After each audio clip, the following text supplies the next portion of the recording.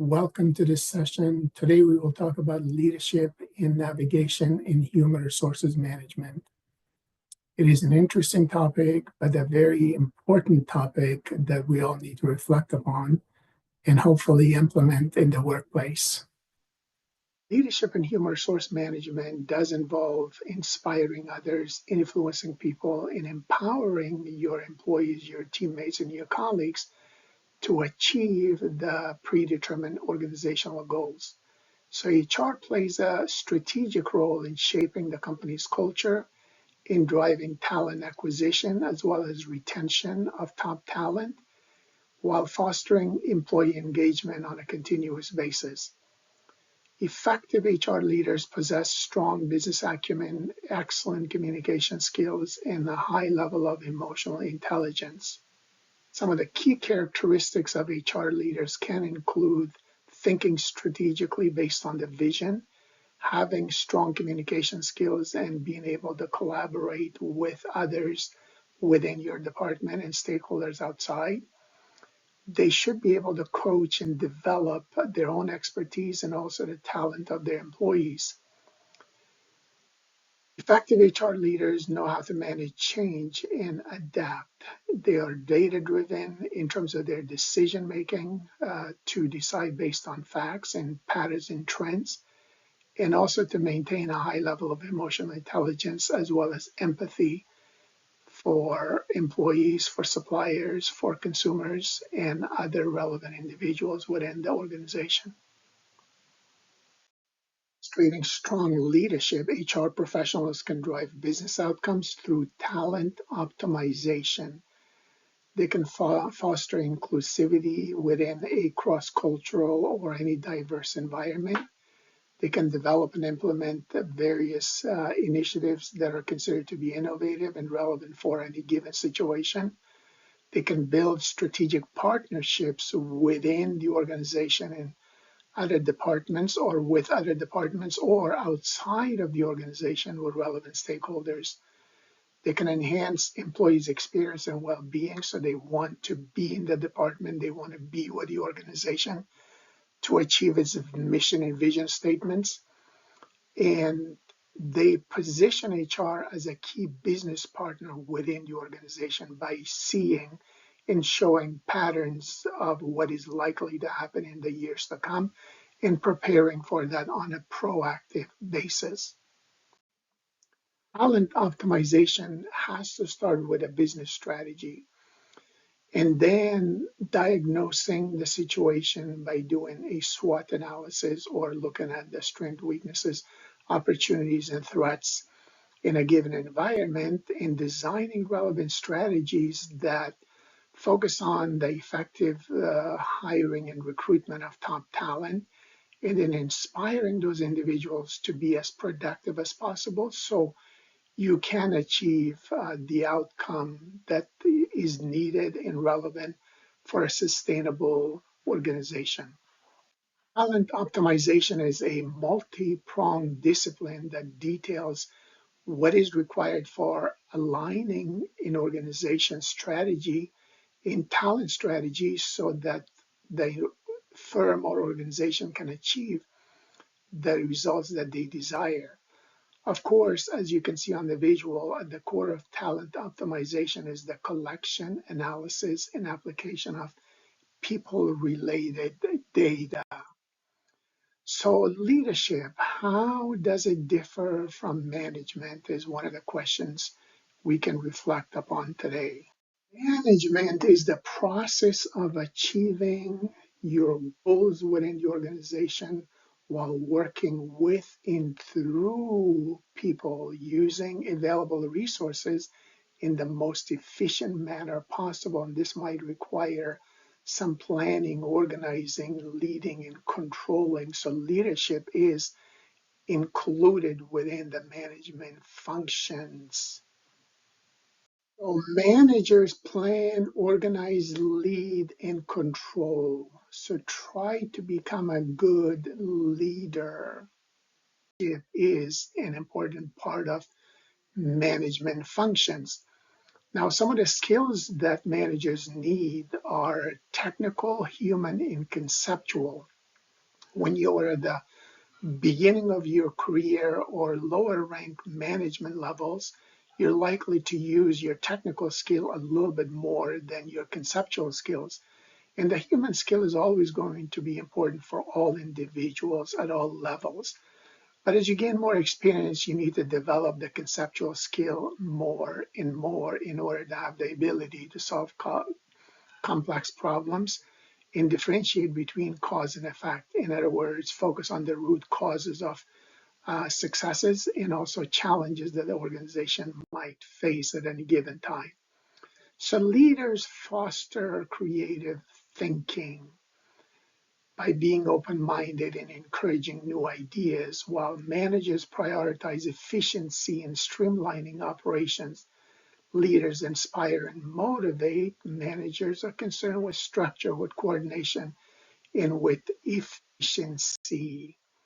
So between leading and managing, or managing and leading, you need to develop your interpersonal skills, your technical skills, your supervisory skills, in the decision making that must take place in a world where you don't have all the facts, you don't have all the resources, you don't have all the answers to the questions before you, but nonetheless, a decision has to be made to move forward or maybe hold back for a few more days, a few more weeks, a few more months until more information is available. Ultimately, leadership is the ability to influence other individuals, and these individuals are not necessarily your employees.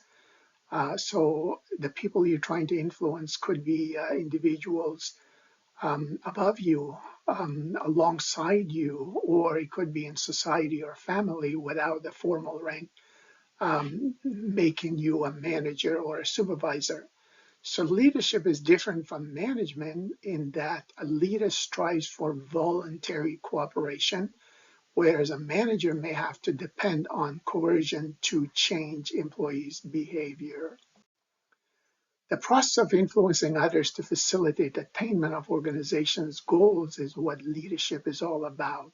Again, you do not have to have a formal leadership position in order to exert influence, because informal leaders can be just as important to a group or department's success as is the formal leader.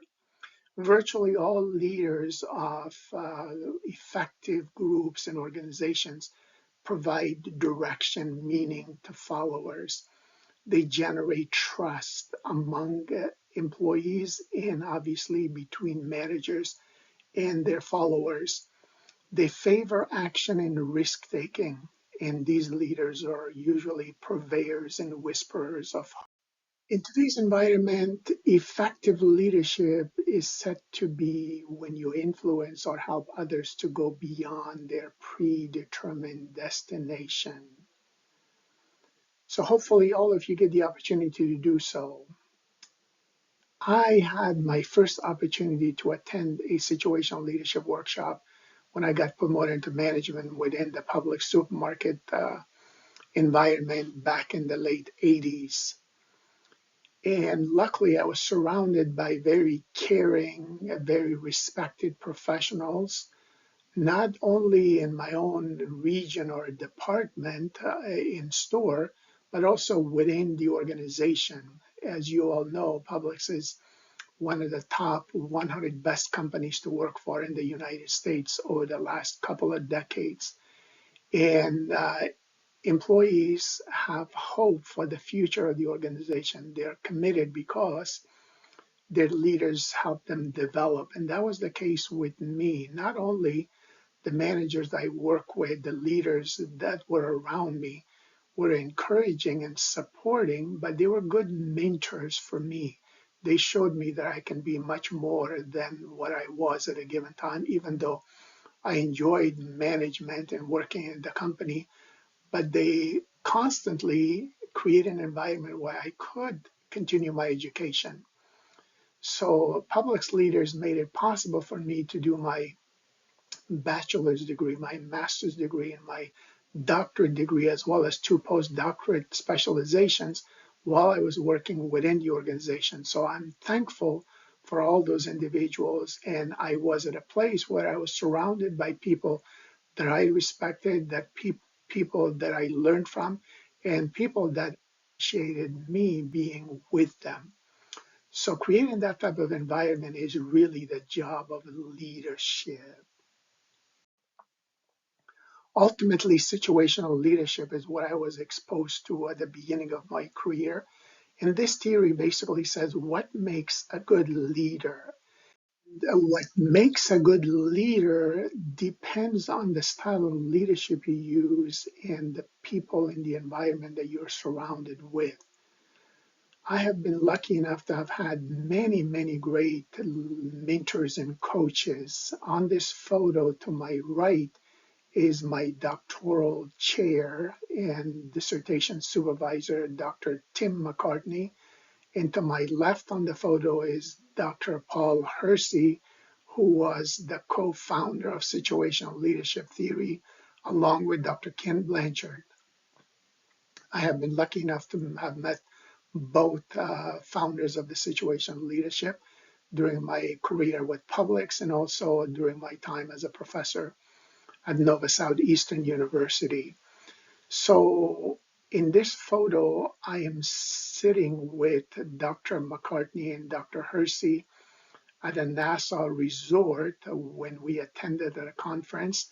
We were all speakers. However, when I finished my speaking engagement and went to the lobby, I noticed that my mentors and coaches were sitting there enjoying a nice beverage around 1 or 2 o'clock in the afternoon. So they invited me to talk and reflect on where I am going as a researcher and as a professor in the future.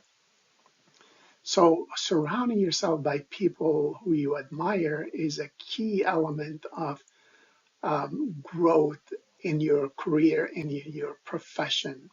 So, situational leadership model is one that is the most practical and one that I used at the beginning of my management career.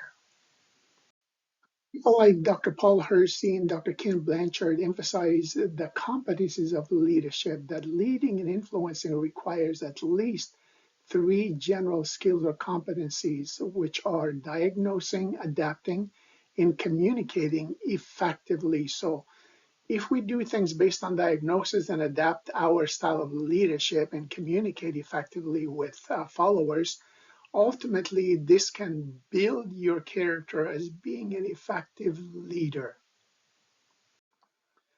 The situational leadership model or theory is based on the interactive interplay among direction, otherwise known as task behavior, and socio emotional support, also known as relationship behavior, that is provided by the leader as per the readiness of the follower on a specific task that needs performed. The situational leadership theory, as proposed by Dr. Paul Hersey, proposes four styles of leadership that can be used, known as telling, selling, delegating, and participating.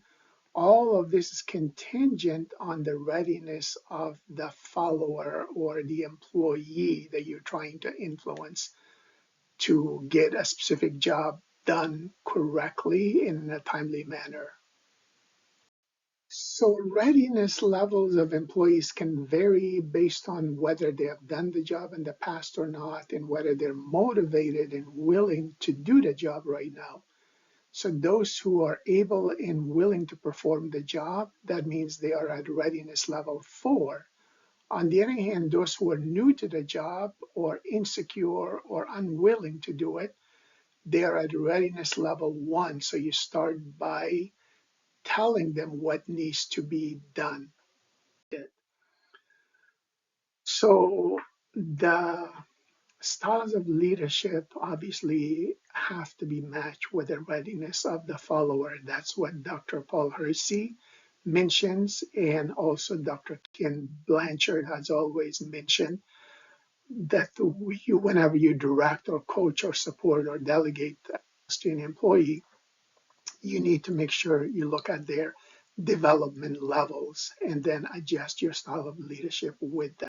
Well, besides situational leadership, you can have charismatic leaders like John Kennedy, Winston Churchill, Mother Teresa, or Steve Jobs, and countless others in today's environment. Charisma enables leaders to motivate followers to achieve outstanding performance beyond their current or existing capabilities. So these are individuals who take on hero qualities, ultimately by gaining charisma. A charismatic leader creates motivation based on an emotional commitment to, an identity with his or her vision, philosophy, and style. On the other hand, we can have transactional leaders who help followers identify what must be done to achieve a specific result. They can use the path goal concept by showing people what the goal is and what path they need to take in order to get there. So transactional leaders rely on contingent rewards in management by exception. Sometimes they reward people for doing a good job, sometimes they punish or withhold the rewards until there's compliance.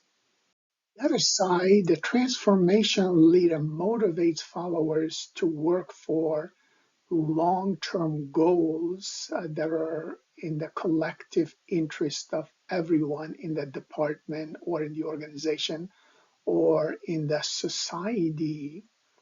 So they focus on achievement and self-actualization instead of security. The employee's reward often is internal because he or she feels good about being part of something that is important to him or her, as well as to others in the community or in society. A servant type of a leader emphasizes growth and service to others as being worthwhile ends in and of themselves. They place others' needs in front of their own. They tend to be more universalistic. For example, people like Gandhi, Dr. King, for example, or even Obama were considered to be individuals who were not just transformational, but also servant type of leaders. Leadership styles are not mutually exclusive. So you can use a situational leadership style, or you can be transformational or transactional or a servant type of leader, all at a given organization or a given period of time. Two of these can be true while you're leading and influencing others. The key is that you need to be at the front, despite the fact that others may never know how hard you work as a leader to create a path forward, to create that vision, to make that vision a reality for you and your colleagues and your teammates or your employees in the organization. In today's environment, human resource professionals need to be multicultural leaders. So leadership attributes can be linked with effective leaders in different cultures. You need a different style of leadership because cultures socialize us to see things very differently. So to reduce misunderstandings, we need to adapt and understand local cultures within our global work environment. For example, employees who rank high on power distance prefer an autocratic leader. This is the case in many places, including places like Afghanistan or Iraq, which we have seen and heard of over the last 3, 4 decades quite often. On the other hand, employees low in power distance tend to prefer a participative style of leadership like those in the United States, Canada, or other Western societies. So Dr. Gerd Hofstede, for example, created the cultural dimensions that provide us a lot of insight and wisdom in how we lead across the world in different locations. Regardless of where you are, my philosophy is that before you can be an effective leader, you need to listen to the needs of your employees or followers in a given environment. You need to learn the specific needs and requirements of the organization or department, and then you make a decision to lead with new creative vision. So if you put listening and learning before leading, hopefully that makes you an effective leader as well as a respected leader by those who are following you. Ultimately, leadership is not something you do once or twice. It's basically something you do consistently to build your muscles. So just like exercising on a day-to-day basis and becoming a more healthier human being, the only way to build and enhance the muscles of your professional leadership brand image is to chisel it through high standards and ethical behaviors on a consistent basis. Because you make decisions sometimes without having all the facts, and that is the job of managers and leaders, to decide even when you don't have all of the information. So this concept is known as satisficing, making decisions without having 100% of the information that you need to be 100% accurate. These leaders and managers are involved in both programmed and non-programmed decisions. It should be noted that in today's age of artificial intelligence, most of the repetitive and routine decisions that have a definite procedure for handling them are likely to be replaced by artificial intelligence or robotics, or perhaps new employees with the least amount of skill and experience. However, it is the non-programmed decisions that are novel and unstructured that require more of your input as human resource professionals, as leaders. This is why it's so important to keep track of good metrics, good data for analysis and decision making. Regardless of where we are, obviously, if we see decisions that are related to bullying or harassment or bias or prejudice, we need to take action. So when a behavior is offensive, derogatory, inappropriate, harassing, pressuring, invasive, intimidating, threatening, isolating, forceful, violent, or assaulting, you need to intervene in order to hopefully prevent negative impact on a person or on the department. And this requires being a good leader with an open mind and making a decision that is something you expect others would do at the same time. So applying the golden rule, do to others as you would have them do unto you. When it comes to decision making, the motivational speaker Les Brown once mentioned that most people fail in life not because they aim too high and miss, but because they aim too low and hit. I first saw Les Brown in the Society for Human Resource Management conference in Florida, Orlando, Florida, back in the mid 90s. And I always remembered his statement. So the key is to make a decision while having high standards and expectations for you and for your colleagues in the organization. Keep in mind that navigation and human resource refers to the ability of professionals to effectively guide and support employees or followers amid organizational changes, transitions, and development opportunities. It involves providing direction, removing obstacles, empowering people to make informed decisions about their careers and where they want to be and where they need to be in order for them to be the best individuals that they can be for their careers, families, and for the organization as well. Effective navigation enables employees to adapt to shifting priorities, explore new roles, and enhance. All professionals with strong navigation skills tend to foster open communication while being transparent. They provide coaching and mentoring. They facilitate career development planning, and they identify relevant training and development opportunities, not just for themselves, but for the entire department and sometimes individual followers or employees that can benefit from it. They support mobility and flexibility of the workforce, especially in today's hybrid environment where people can work remotely. Additionally, they encourage innovation and some calculated risk taking. Navigating employees through organizational complexities, all professionals can drive engagement retention in high productivity. By being proactive, this approach enables companies to adapt to the changing market conditions, to cultivate future leaders, and to maintain a sustainable competitive advantage. So effective navigation is critical in any fast-paced business environment where adaptability and resilience are essential to long-term success.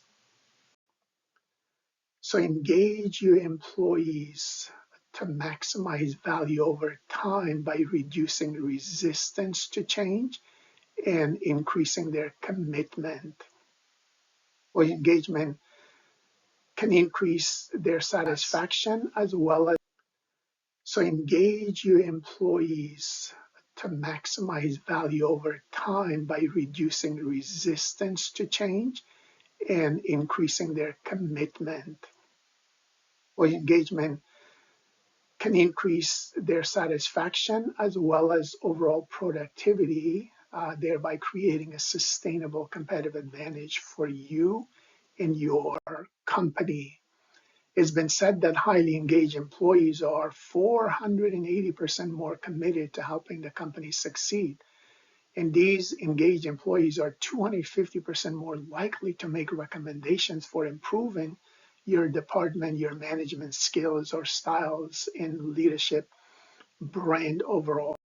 It's been shown that the number one factor in engaging employees is to increase their level of trust in managers and leaders by the managers caring about their employees, showing integrity, in other words, making sure their actions are equal to their words, and by managers and leaders demonstrating competence in the job, in their professions, and in the industry. It is important for all professionals to know who are the most productive employees in their departments and organizations. Engaged employers should know who are their paddlers, who are their passengers sitting by watching things happen, and who are the individuals who are actually sinking their company into bankruptcy. So they need to lay off those who fall in the sinking category. They need to encourage and motivate the passengers to become paddlers so the organization can survive and maximize its productivity in the industry. In today's environment, having a productive and engaged workforce is more important than ever before because we see some trends in the service jobs and the human capital and gig workers in today's age of artificial intelligence era. Today, two-thirds of the US workforce is employed in producing and delivering services, not necessarily products. So service providing industries account for about 131 million of our 150 million wage and salary jobs overall. There's a greater emphasis on knowledge workers and human capital with analytic and technological competencies. So enhance your human capital. In other words, enhance the knowledge, the education, the training, the skills, and the expertise of your workers throughout the organization. Because of the demographic technological trends facing companies, human capital is growing nowadays, and we need to continue growing what they do in terms of their knowledge, their level of education, and the skills and expertise that they have and maintain and obviously develop, especially when it comes to human resource metrics and data analytics and making decisions based on facts. So tomorrow's employees will need to have innovative characteristics for jobs and make decisions based on data. We also see gig workers, right? Workers who are part of a vast workforce of contract, temporary, and freelance or independent professions. Much of this work is on demand, so we all benefit from using Uber, right? In that case, we're paying a little bit less, but also it gets people to use their free time by using their own cars to help society move a little bit faster. So, leaders and managers of any work environment, but more importantly, diverse or cross cultural environments, require effective human resource management skills. When you have effective human resource management skills, you focus on what matters to people, and money is not always the reason why people leave an organization. The number one reason often why good people leave is the fact that they don't have any impact.